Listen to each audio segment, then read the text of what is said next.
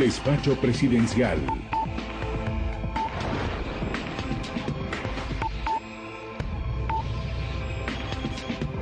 El Despacho Presidencial informándole a la población sobre los hechos importantes, situaciones importantes. Y hemos invitado al señor Ministro de Comunicaciones y Obra de Vivienda, Infraestructura y Vivienda, y también al señor Ministro de Finanzas. Jesús Insúa, Ministro de Comunicaciones, por un tema en particular, igual que el año pasado, aunque no tenemos una amenaza de una tormenta que viene ya entrando, INSIMUME y CONRED han estado trabajando en un mecanismo de prevención con los señores alcaldes, los señores gobernadores, toda la red de CONRED, porque sí se espera un invierno copioso. Hemos hecho una llamada telefónica a don Eddie en INSIMUME, para Eddie Sánchez, para que podamos oír de lo que INSIMUME pronostica. El invierno en realidad se ha comportado copioso, hemos tenido mucha lluvia, especialmente en la zona fronteriza con El Salvador, asimismo en toda la costa del Pacífico. Las condiciones del invierno en realidad han sido relativamente adversas, especialmente para lo que es las carreteras y lo que son las vías de comunicación. La situación seria es de que las tormentas del año pasado dejaron el país muy vulnerable debido a la erosión que esto causó y la deforestación que tiene el país. Como medida, debido a la falta de recursos, como ministerio no tenemos ninguna partida para emergencias. Lamentablemente, y porque está pues todavía en el Honorable Congreso la ampliación presupuestaria, la cuestión de los préstamos que no se han aprobado, tuvimos que tomar hace 10 días una decisión que hoy en día nos está diciendo que hicimos bien. Era reorientar los recursos de Covial, con más de 450 contratistas, para poder disponer de esos recursos, que aproximadamente son 200 millones de quetzales, para cubrir puramente emergencias.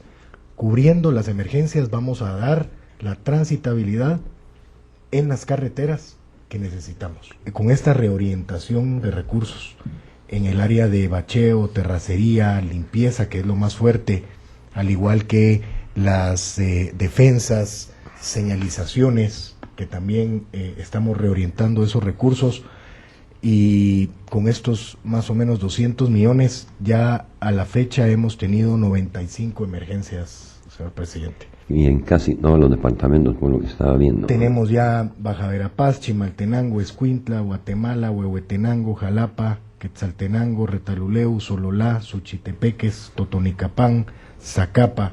O sea, ya tenemos bastantes departamentos, como lo había dicho el INSIBUME, que la lluvia iba a estar de un 20 a 25% arriba de lo normal en 16 de los 22 departamentos.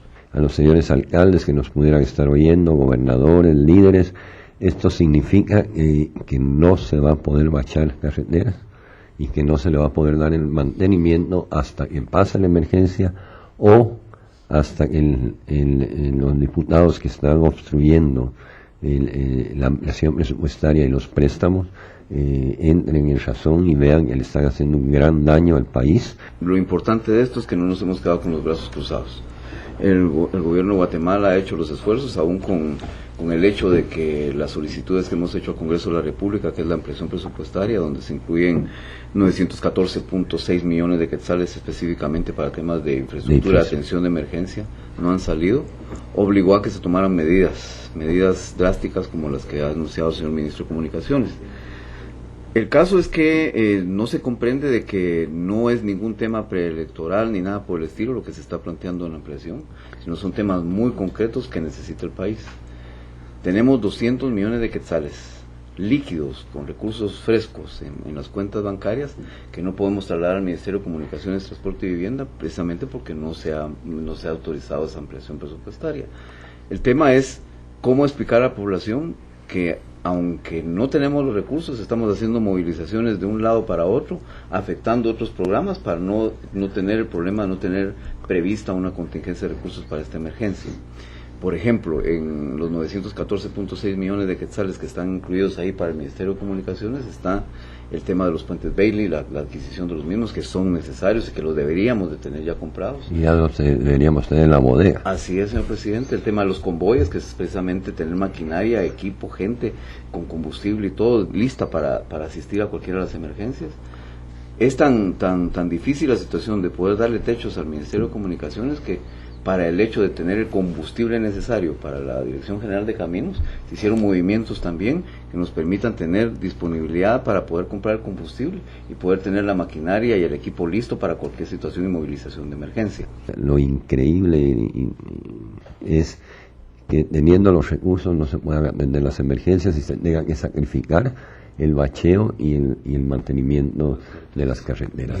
Y eso, quiero ser muy claro, esto ya es un primer efecto directo del bloqueo que se tiene por parte de algunos diputados del Congreso de la República.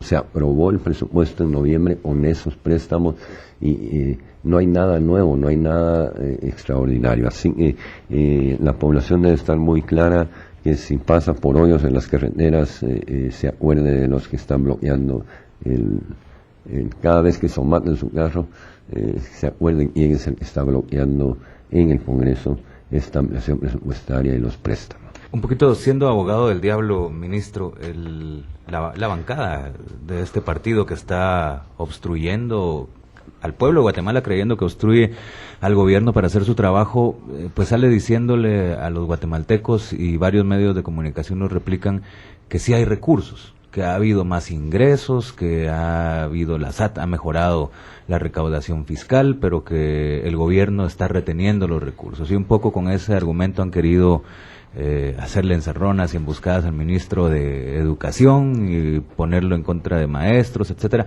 ¿Cuál es la realidad y qué es lo que sucede? Tratando de explicarlo así de la manera más sencilla posible para comprender por qué, si bien hay algunos ingresos, en algunos casos no se pueden ejecutar o bien no alcanzan para todo lo previsto. Y subrayando que un lector en Twitter, un amigo de gobierno, digamos, en Twitter decía, ¿por qué el gobierno insiste en pedir más recursos si ahí tiene todo el dinero y no lo ha podido ejecutar? Son lugares comunes que se repiten, pero que necesitan una explicación lo más clara posible de qué es lo que está pasando con las finanzas del Estado. Sí, realmente nosotros hemos identificado que se está diciendo de que se tienen los recursos suficientes para poder solventar los problemas que tiene el financiamiento del presupuesto.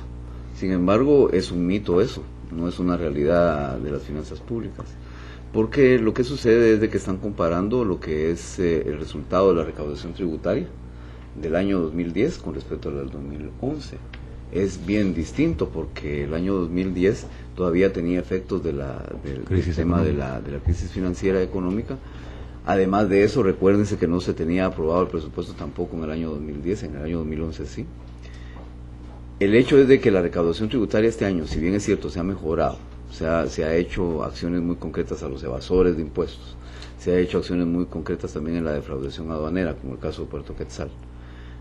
La evolución de esas finanzas del año 2011 lo que están haciendo es cubrir el desfinanciamiento de las fuentes de financiamiento que están en el presupuesto 2011 aprobadas. Por ejemplo, en el presupuesto 2011, lo que mencionaba el señor presidente, estaba prevista la fuente de ingresos de la ley antievasión 2. Pero esa ley antievasión 2 no ha sido aprobada tampoco por el Congreso.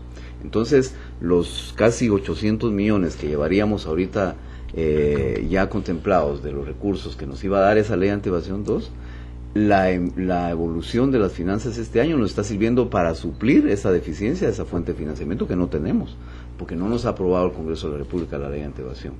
Entonces, lo que hicimos fue sustituir con el incremento de la recaudación lo que la fuente de financiamiento que el Congreso mismo aprobó no ha aprobado tampoco a través de la ley antievasión. Esa es una parte.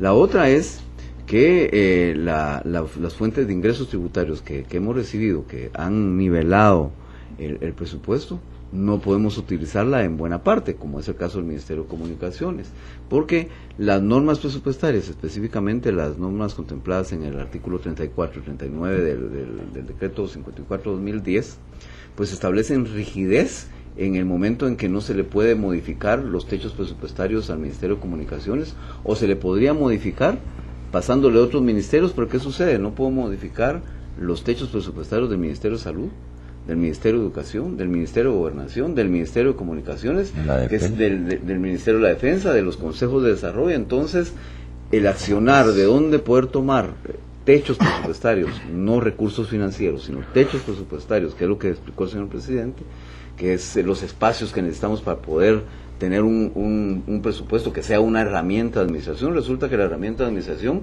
está tan atada que no podemos hacer movimientos de aquellas unidades ejecutoras que han tenido bajas ejecuciones. Entonces nos vemos en la necesidad de tomar decisiones de hacer movimientos dentro del mismo ministerio, sacrificando otros proyectos. Como bien lo decía el señor ministro de Comunicaciones, se va a dejar de hacer el bacheo, la supervisión, el tema de las bardas de las carreteras. ¿Por qué? Porque los 200 millones que están destinados para eso, preferimos, y se tomó la mejor decisión, consideramos de nuestra parte, de que esos recursos se destinen para tener un fondo de contingencia para las emergencias. No es cierto que tengamos mucho más ingresos. Los ingresos que hemos tenido mayores, por lo menos al mes de junio, son 29.8 millones más en la meta de recaudación. Esperamos que al finalizar el mes de junio tengamos pues un incremento más por los hechos que se dieron en Puerto Quetzal, pero no es lo suficiente para cubrir un desfinanciamiento de 1.200 millones de la ley de antievasión. No nos da para eso. Tampoco nos da para suplir el desfinanciamiento de 3.300 millones de préstamos externos, de los cuales pues ya anuncié de que se perdió ya un préstamo de 114.5 millones de dólares. Y cuando el Congreso aprobó el presupuesto el año pasado, previó estas fuentes de financiamiento a través de préstamos. Y explícanos esto un poco, ministro, porque también es muy fácil ahora salir diciendo, ay, que quieren endeudar más al país y nuestros hijos van a tener que pagar esa deuda y no sé qué.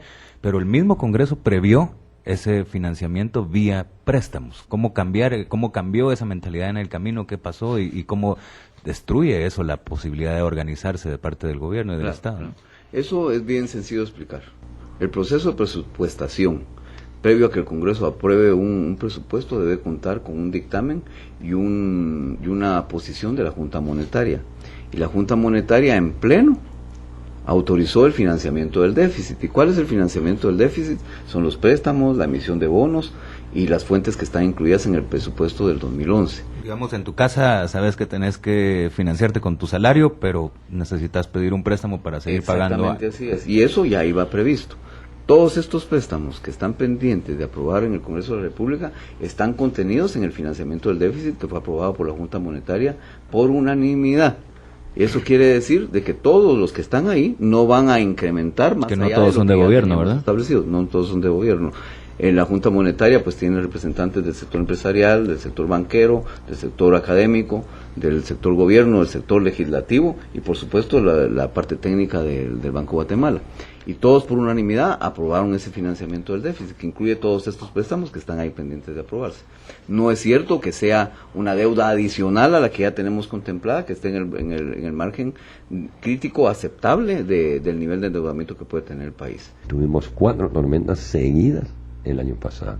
Es evidente que Guatemala tiene esa vulnerabilidad y tenemos que ser conscientes de ellos, no solo para atender las emergencias, sino cómo le vamos a entrar como nación a lo que tú decías, esa actitud y voluntad de transformar en la forma en que, por ejemplo, ya no se puede construir, no se debería construir en áreas de alto riesgo, no se deben construir carreteras en cerros muy inclinados. Solo lanzo un ejemplo: donde se abre una carretera se empiezan a ver todos los deslaves en toda la falda de las montañas. Entonces, sí, y tenemos que ser, los guatemaltecos y guatemaltecas siempre hemos sabido afrontar las adversidades, y creo que es importante hacer conciencia de este concepto de transformación.